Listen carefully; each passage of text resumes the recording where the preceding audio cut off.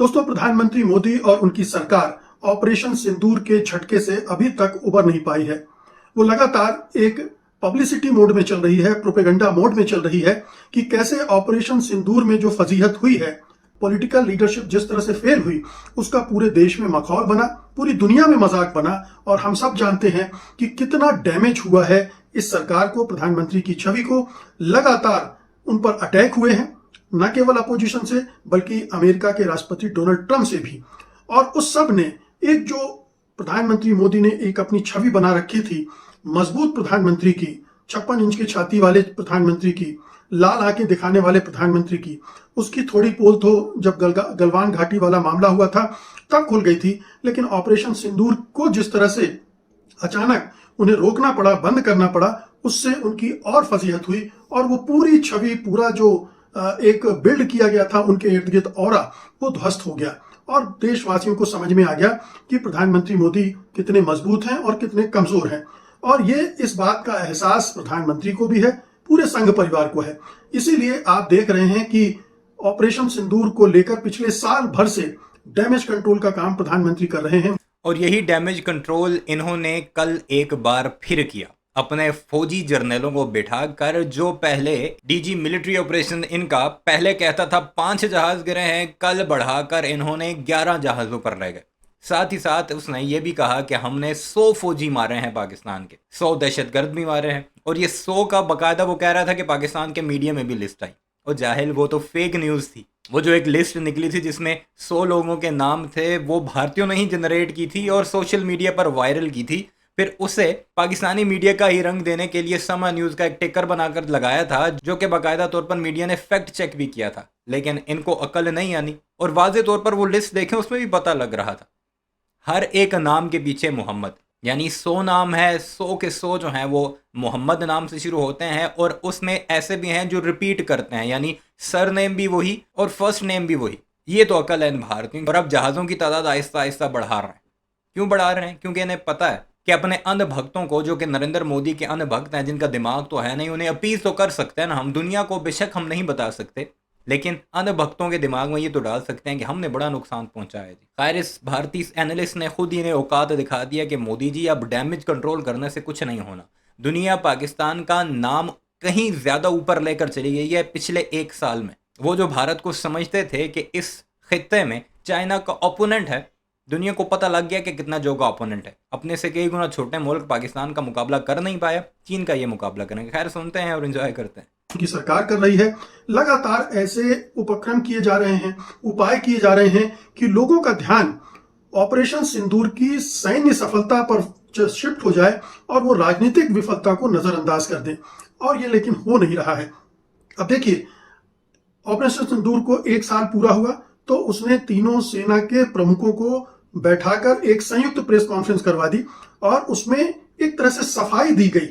क्या क्या किया गया मैं बता दूं आपको कि पहलगाम आतंकी हमले के बाद उच्चतम स्तर पर फैसला किया गया कि निर्णायक जवाब दिया जाएगा। ऑपरेशन सिंदूर को 22 मिनट में सटीकता से अंजाम दिया गया।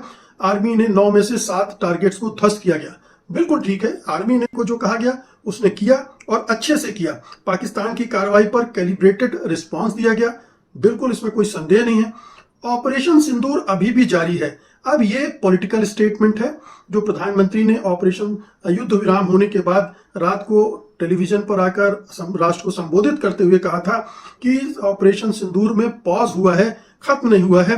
भविष्य में कोई दुस्साहस हो तो दृढ़ता से जवाब दिया जाएगा। हम सब जानते हैं कि उसके बाद कई आतंकवादी हमले हुए, जिसमें लाल किले पर हुआ एक बड़ा आतंकी हमला भी शामिल है। ऑपरेशन सिंदूर अगर पॉज था तो उसे शुरू हो जाना चाहिए था, लेकिन नहीं हुआ। तो ये एक बरगलाने के लिए, लोगों को ध्यान बटाने के लिए ये कहा गया और अपनी चमड़ी बचाने के लिए ये कहा गया था। लेकिन ये अब सेना के मुंह से भी कहलवाया जा रहा है। फिर ये कहा गया कि तीनों डिफेंस फोर्सेस ने बेहतरीन उदाहरण दिया इसके जरिए, जिसमें राजनीतिक निर्देश और सेना को संपूर्ण स्वतंत्रता दी गई। अब ये तो सैन्य अधिकारियों ने ही कह दिया है कि उनके हाथ बंधे थे। जब सैन्य अधिकारी ही कह रहे थे कि हमारे हाथ बंधे थे, तो ये अब सेना से कहलवाने की जरूरत क्यों पड़ रही है? सेना से ये क्यों कहलवाया जा रहा है कि पूर्ण स्वतंत्रता दी गई थी? ये दरअसल जो ऑपरेशन सिंदूर और उसके बाद का परसेप्शन बना है, उसमें ये सारे सवाल उठे हैं और ये इन सवालों के जवाब राजनीतिक नेतृत्व को देना चाहिए, लेकिन दिलवाया जा रहा है फौज के लीडरशिप से। ये तमाम चीजें हैं, ये बताती हैं कि सेना को किस तरह से आगे रखकर अपनी छवि को सुधारने की कोशिश सरकार कर रही है। इसी तरह से यह भी कहा गया कि ऑपरेशन सिंदूर अंत नहीं था, बस शुरुआत थी। आतंक के खिलाफ लड़ाई जारी रहेगी। बहुत अच्छी बात है, आतंक के खिलाफ लड़ाई जारी रहना चाहिए। उसके साथ ना कोई समझौता किया जा सकता है, ना उसके सामने समर्पण किया जा सकता है। लेकिन आतंकवाद से लड़ाई सरकार को कई मोर्चों पर करनी होती है। पहलगांव में अगर इतने लोग मारे गए तो वहां सुरक्षा व्यवस्था का इंतजाम ना होना सबसे बड़ा कारण था, ना कि आतंकवादी आ गए और जो सुरक्षा व्यवस्था नहीं थी उसका फायदा उठाकर आतंकवादी आकर हमला करके निकल भी गए। इसी तरह से इस सरकार के दौरान ही 5-6 बड़े हमले हुए हैं। पठानकोट हुआ, उड़ी हुआ, कितने सारे हमले हुए हैं। और इसके बाद ऑपरेशन सिंदूर के बाद 2-3 बड़े हमले हो चुके हैं। सरकार ने तो कुछ किया नहीं। तो ये आतंकवाद से लड़ने के जो दूसरे उपाय हैं, जैसे इंटेलिजेंस के मामले में हमको सुदृढ़ होना चाहिए, तमाम तरह के जो लोगों का विश्वास हासिल करना चाहिए जो जम्मू कश्मीर और सीमांत इलाकों के हैं, उस सब में आप फेल हो रहे हैं। और ये बताता है कि आप दरअसल लीपापोती कर रहे हैं। तो अब ये डैमेज कंट्रोल की एक्सरसाइज बहुत सारे लेवल पे चल रही है। न केवल ये, बल्कि आप देखिए कि स्कूलों में ये बताया जा रहा है कि ऑपरेशन सिंदूर कितना महान था। कक्षा 3 से 8 तक ऑपरेशन सिंदूर, असागा वैलूर, बहादुरी, एम्पैथी और मानवीय पहलुओं पर। क्या आपने कभी बांग्लादेश वार पर कोई अध्याय आपके पाठ्यक्रम में था? कम से कम मेरे तो पाठ्यक्रम में कभी बचपन से लेकर आज तक कहीं नहीं पढ़ाया गया। जबकि पिछले अगर 75-77 साल में सबसे बड़ी उपलब्धि भारत की सैन्य क्षेत्र में रही है तो बांग्लादेश के मामले में रही है, जिसमें उसने पाकिस्तान को 2 हिस्सों में विभाजित करने में सफलता प्राप्त की थी। लेकिन बच्चों के दिमाग में ये भरना है कि ऑपरेशन सिंदूर बड़ा जबरदस्त ऑपरेशन था और वो प्रधानमंत्री मोदी के नेतृत्व में हुआ था, इसलिए इस तरह की चीजें गढ़ी जा रही हैं और की जा रही हैं। इसी तरह से कक्षा 9 से 12 में बच्चों को पढ़ाया जा रहा है operation Sindoor, mission of honour and bravery. ठीक बात है, ये हमारे सेना के ऑनर की भी बात है, ब्रेवरी की भी बात है, लेकिन इसका राजनीतिक इस्तेमाल नहीं होना चाहिए, जो कि हो रहा है। दरअसल संघ की विचारधारा में सैन्यवाद बहुत जरूरी है और वो उसका महिमा मंडन लगातार करता रहता है। इसका इस्तेमाल भी वो अपनी सैन्य की सेना से निकटता दिखाने के लिए कर रहा है, लेकिन ये सारा झूठ है। अब इसके आड़ में जो बहुत सारी चीजें छिपाई जा रही हैं, ये नहीं बताया जा रहा है कि हमारे कितने राफेल विमान ध्वस्त हो गए। ये नहीं बताया जा रहा है कि हमसे जो चाइनीज J-10C और PL-15 का असेसमेंट होना चाहिए, जिनकी वजह से हमारे राफेल गिरे, उसमें हमसे चूक क्यों हुई। ट्रंप ने बार बार क्यों कहा, 60 बार से ज्यादा कहा कि हमने समझौता किए कराया। ट्रंप के तीसरे देश के दबाव में आपने समझौता क्यों किया, आपने युद्ध विराम क्यों किया, ये बात स्पष्ट नहीं की जा रही है, बस नकारा जा रहा है और अभी तक कोई ऐसी कन्विंसिंग सफाई नहीं आई है जिसके बारे में कहा जाए। फिर राफेल कैसे पाकिस्तान के सामने कमजोर पड़ गया, इसके बारे में कोई स्पष्टता नहीं है।